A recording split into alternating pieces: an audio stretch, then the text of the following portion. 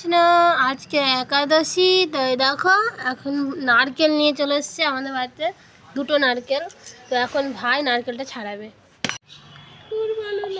একাদশীর আজকে হবে সাবুর পোলাও। সাবুর পোলাওয়ের জন্য লাগছে সাবু, আর এখানে আছে গাজর, ক্যাপসিকাম, কাজু আর কিশমিশ, আর এখানটাতে আছে পনির, আর আছে নারকেল কোড়া। তো এই কটা দিয়ে আজকে হবে সাবুর পোলাও। আর এখানে বসিয়ে দিয়েছি তেল। তো কীভাবে সাবুর পোলাও করছি চলো দেখো।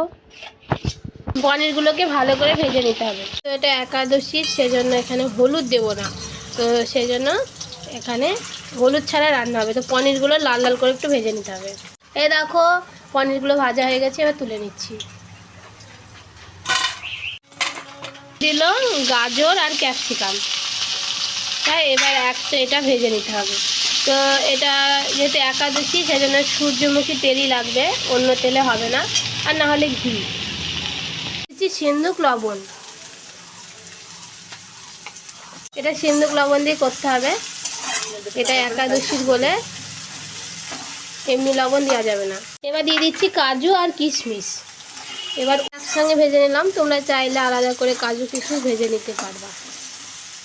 এবার দিয়ে দিচ্ছি ভেজে রাখা পনির। এবার ভিজিয়ে রাখা সাবুগুলো দিয়ে এর সঙ্গে নাড়তে হবে।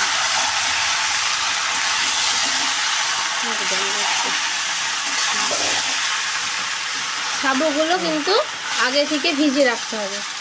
আর এখানে দিচ্ছি নারকেল কোড়া।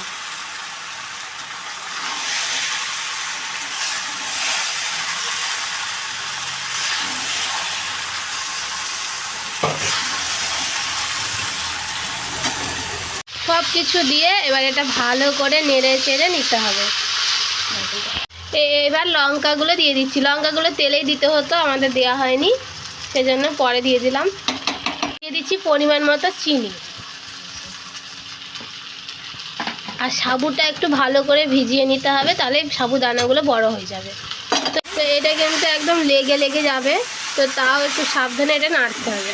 আর হয়ে যাবে কি করে বুঝবো, এই কালারটা কিন্তু একটা হলুদ কাঁচ কালার হয়ে আসবে, তখন বুঝবে এটা হয়ে গেছে।